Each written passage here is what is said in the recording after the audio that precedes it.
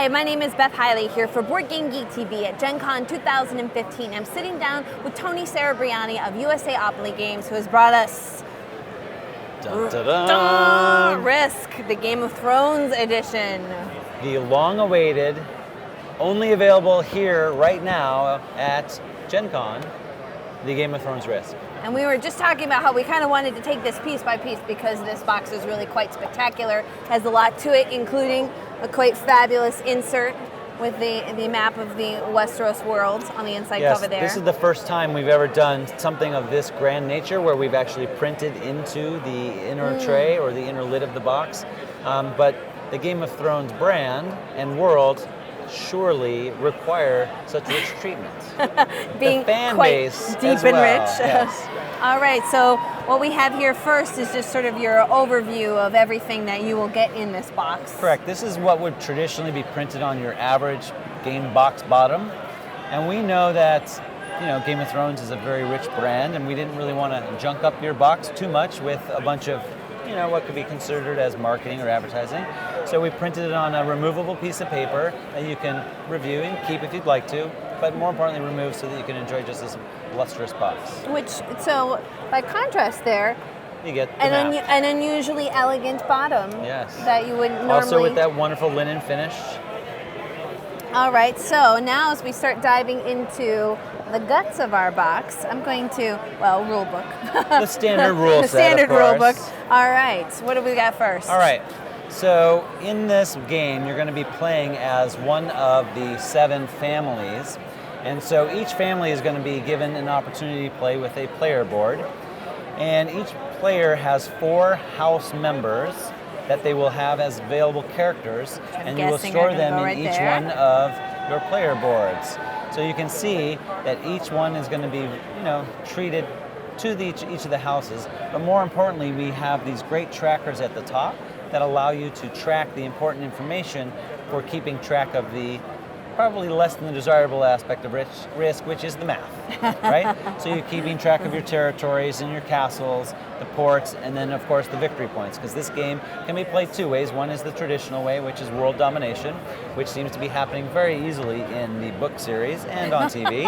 All families are trying to dominate every other family, but more importantly, in this game, you have the opportunity to play for victory points, and so the first player to reach the 10 victory points would be the winner. And as you use one of your house members in the game, you would then just flip it over to indicate that you've actually used that player's ability. And you have some cards that are offensive and some that are defensive. Right, so what's coming out next? Moving on. Is our, at least one of 2 game boards? Yes, so what you may have noticed on the insert from the bottom of the box was it showed 2 boards, and oftentimes people would think that that would be a double-sided game board. Well, since this is a game that can play, and actually, usually I'm going to flip this on its side because I think we'll actually fill it in the frame. Exactly, we'll fit it a little bit better. Okay. So we're looking at this sideways. So the Westeros Map can be a 3 to 5 player game. Oh, we can. All right. There we go. In all of its glory. We'll need our full table, our full camera width to get that out. So the Westeros Map can be played as a 3 to 5 player game. And it's, Westeros in all of its glory. And you'll notice some interesting things that are slightly different from your traditional Risk map. That there are castles and there are ports. So castles come into play as you're counting up for your troop reinforcements. And ports allow you to attack from one location to another. So all the ports on this side of the map can attack one to the other, and the same thing goes for this side of the map. Makes sense. Now, since we did talk about the fact that there is a second map, you can actually play this as a 7-player game, and you can have Istos out on the board, on the table as well. Wow, which we can't even fit. And you can attack ports to port, so you can dominate across. I see. So I could use the port in King's Landing here to come over and do any one of these ports here to begin with. Along the coast. Yeah. So, traditional game boards that give you, or traditional games that give you an opportunity to play on different maps, usually do it on opposite sides. again, since we wanted to give different play experiences here, this is a 3 to 5 player. The Westeros Map is a 2-player game board with a neutral faction, but if you play it both maps connected, it's going to be a 7-player game. Nice. Now I'm just going to trade this out, okay. Since there is a lot going on in there. Right, so we've already gone through and punched out all the pieces from the chipboard, and on there we have the coinage. You have 100s and 500s, and those are going to be used as you gain your reinforcements. You're going to gain money, and you need to use your money in order to pay to activate your players or your character cards, as well as to buy more Maestra Cards. Now, Maestra Cards, what are those? Well, those are things that will enhance the gameplay experience for you and can work to your benefit and potentially your opponent's downfall. So then we also have some little markers for when you get to various different count points on territories and or castles and such. And then of course this great array of dice, because there are opportunities where you can trade your D6s for some D8s. But one of the things that we all love about some of the very classic games of Risks are the containers of which you want to hold all of your game pieces, right? So yes, these game pieces come in this great little plastic container. Both logos, Risk and Game of Thrones, are emblazoned on there, and then the pieces, the detail in these pieces is so phenomenal. Yeah, I'm actually going to lay those down. Right in the middle, okay. Yep. And unique to the houses as well. Of course. So 1s and 3s, it's just like traditional Risk, but that top 3 marker is unique to each. And then of course each faction each house has its own castle. You can't win the game unless you are in control of your own castle. So you can lose control of your castle during the game, and if you've got enough victory points to win, you of course have to come back and win back your castle. So let's take a peek at the cards, because some of those come into play in how you're actually going to win.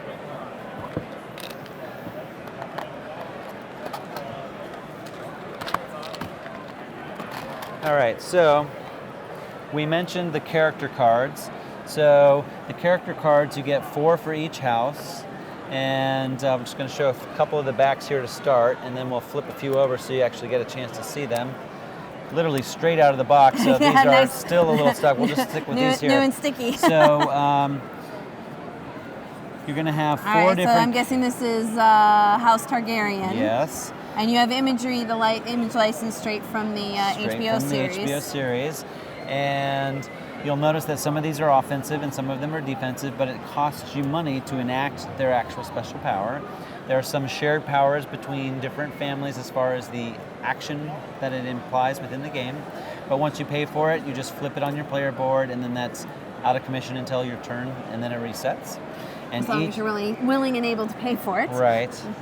And then there are opportunities for some of the family members to be taken out of the game. I will leave it at that. Just like in the book series and in the show, there are family members that are no longer with us, perhaps. No spoiler alerts here, but you know what they are. Anyway, so those are the player cards as they relate to, or the character cards as they relate to the different houses. Okay, we talked about objectives. So the objectives are what you're going to need to do in order to win the game. You're going to have, you're playing the objective, Game of Thrones specific variants rather than your classic Risk. Take over the world Risk. All right, so here are some examples. We've got control 7 ports, conquer 5 territories with a port in a single turn. That sounds like a lot of fun. Conquer 3 territories in a single turn. Clearly some of these are going to be a little easier than others, and hence the level of value of each of those victory points. You can gain more cards as you play in the game. You start with 3, and so you have an opportunity to do some right off the bat. In traditional Risk, when you conquer a territory, at least 1 in your turn, you're going to get a territory card at the end of your turn. But when you're playing the objective method, you're going to choose either an objective if you fulfilled it, or a territory card. You don't get to do both. Unless, of course, you have a special character that allows you that opportunity to, as well as pay for the additional character card on top of activating an objective. So it adds another layer of complexity. So we also talked about the Maestra Cards, and the Maestra Cards are designed to give you an opportunity to enhance your gameplay, but of course they also cost you money to activate and utilize, and they are very differing in values, but they range in things like right, yeah, each opponent must destroy 2 of their armies. Play before each opponent must discard 1 Maestra card. So, right. So you use these to enhance your plans and also foil your opponent's plans.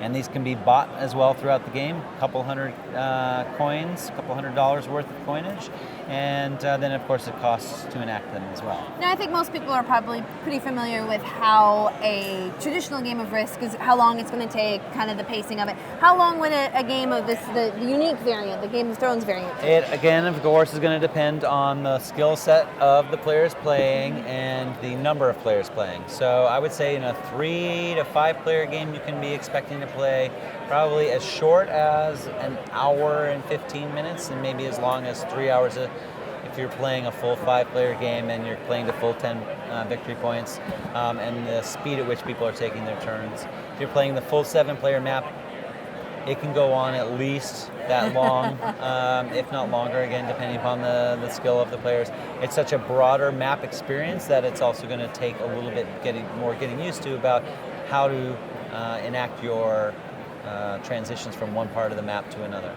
Well, Tony, thank you for bringing this. This is literally hot off the presses. Hot off the presses. You can come by our booth for a demo. Uh-huh. We still have a few copies left. But that is the very special edition, the Game of Thrones edition of Risk from USAopoly. Thanks for playing.